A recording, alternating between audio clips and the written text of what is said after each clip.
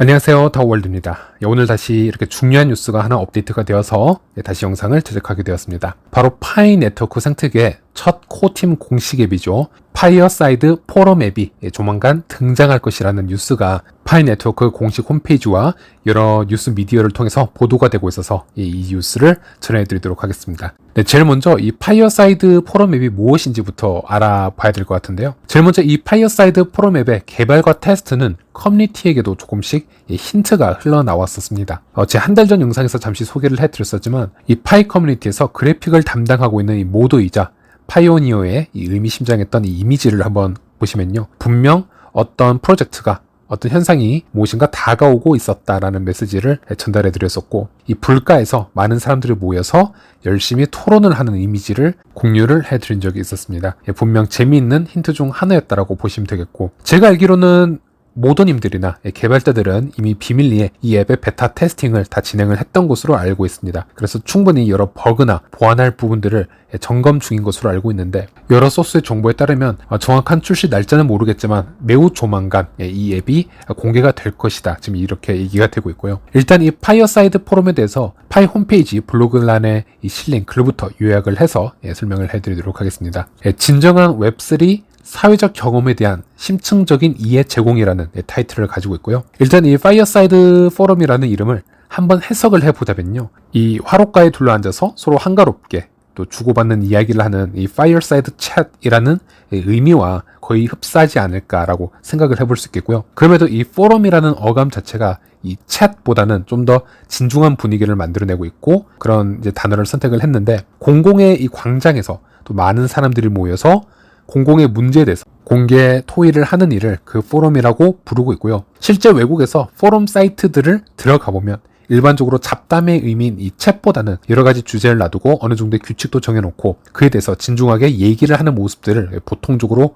보여주었기 때문에, 그런 이름을 보았을 때 파이코어 팀에서 원하는 이 파이어사이드 포럼이라는 이 소셜이지만 너무 가볍지만은 않고 커뮤니티 성장에 도움이 되는 컨텐츠가 많이 공유가 될 수 있는 그런 분위기를 만들어내려고 한 건 아닐까, 이렇게 해석을 해보았고요. 사실 이 글이 너무 길기 때문에 모두 읽어드릴 수는 없겠지만 핵심 요소를 좀 짚고 넘어가 드리자면, 제일 먼저 이 파이어사이드 포럼은 일반 웹 2.0 소셜과는 어떻게 다른지에 대해서 얘기를 하고 있습니다. 첫 번째로는 바로 소유권 및 자기 주권의 개념이 여기 들어가 있다라는 얘기를 하고 있습니다. 웹 3.0 소셜 플랫폼이 존재는 했었습니다. 많지는 않았지만 분명 존재는 했었고, 그 대표적인 예가 바로 이 스팀잇 같은 소셜 플랫폼이 되겠고요. 기존의 대표 웹 2.0 소셜 플랫폼인 페이스북과 비교를 해보면요. 이 페이스북은 중앙화된 기업에서 하나의 플랫폼을 제공하고 유저들은 이곳에서 서비스를 사용하는 개념을 가지고 있습니다. 그리고 유저들인 우리의 개인정보나 또 우리가 만들어내는 또 사용하는 이 데이터, 모든 컨텐츠들의 소유권은 페이스북에 돌아가 있고요. 그리고 유저들이 페이스북의 이 로드맵이나 정책 결정에도 어떠한 큰 영향을 주지는 못합니다. 하지만 웹 3.0 소셜 플랫폼이라는 구조라는 것은 아직 완성형이라는 것은 존재하지 않지만요. 현재까지의 발전 상황을 보았을 때는 블록체인을 기반한 탈중앙식 플랫폼으로 지금 진화가 되어가고 있고, 이 플랫폼의 유저들이 소비자의 입장이 아니고요. 이 플랫폼의 주주와 같은, 우리가 이 플랫폼의 로드맵이나 이 방향성을 결정하는 데도 큰 영향을 줄 수가 있고요. 또 이 웹 3.0 소셜 플랫폼에서는 당연히 각 유저들의 주권이나 소유권을 포함해서 모든 가치를 판단하고 움직이기 위해서 법정화폐 기준이 아닌 이 블록체인 위에 암호화폐를 기준해서 생태계를 확장시키고 있는 것을 확인할 수 있었습니다. 그렇기 때문에 당연히 이 파이어사이드 포럼 앱에서는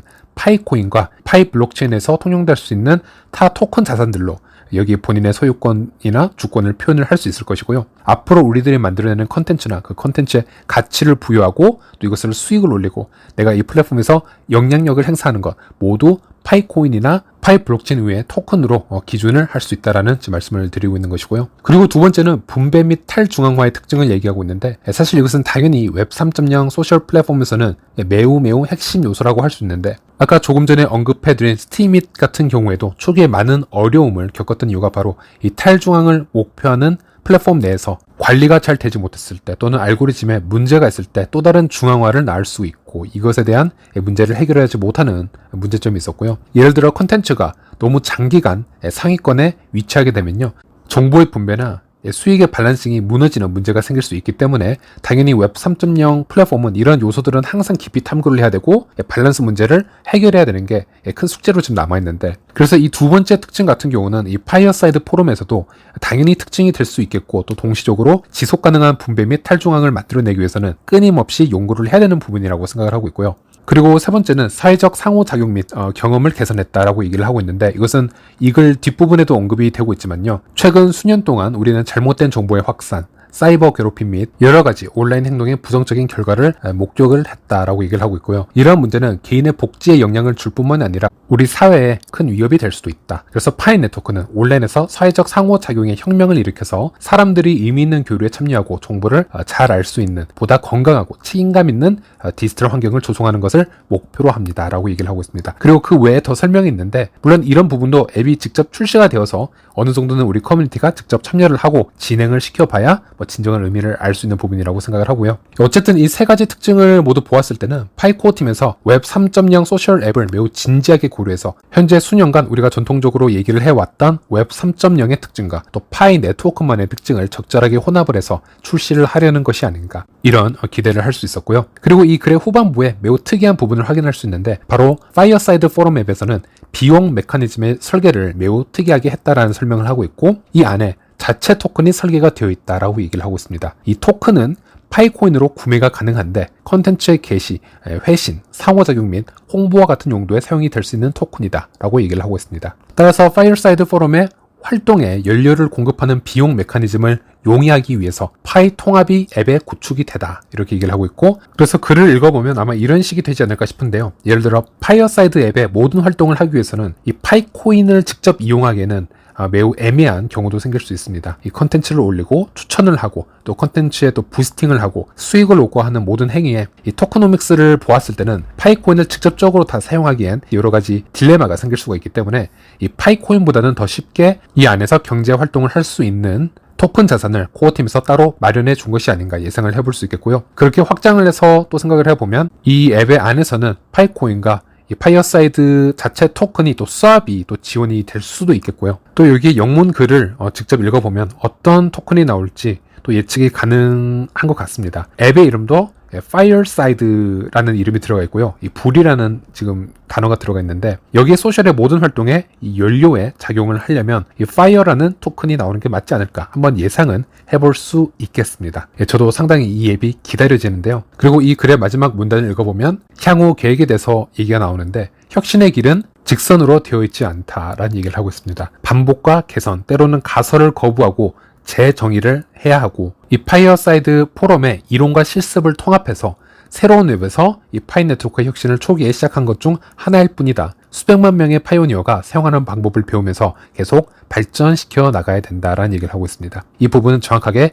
웹 3.0의 정신을 얘기를 하고 있는 것이죠. 여러분들도 이것을 하나의 기업에서 생산해낸 하나의 완성된 프로덕트를 사용하는 소비자, 이용자의 마인드로 접근하지 마시고요. 이 프로덕트를 개발자들과 함께 참여해서 향상시켜 나갈 수 있는 동업자의 마인드로 접근을 해달라, 이런 얘기를 하고 있는 것이고요. 그리고 지금 외부 미디어에서도 조금씩 뉴스가 나오고 있습니다. 아직 앱은 런칭이 되지 않았지만 기사는 계속 나오고 있는데요. 더 블락의 이 미디어를 보시면요, 약 4,500만의 계정을 가진 강력한 암호화폐 앱이 새로운 소셜미디어의 플랫폼으로 트위터를 타겟하고 있습니다 라는 타이틀이 달려있고요. 파이 네트워크는 지금까지 레이어 1 토큰을 채굴하기 위해 앱을 다운로드한 약 4,500만 명의 참여 사용자를 등록해서 생태계를 확장해 왔음에 주목을 하고 있습니다. 이 회사는 사용자가 실제 사람인지 확인하기 위해서 KYC 프로세스를 대부분 사용했다, 이런 문구를 확인할 수 있었고요. 나머지는 파이 홈페이지 글과 중복이 많아서 스킵을 하겠습니다. 일단 이 미디어에서 말하는 1인 1계정 원칙이 살아있는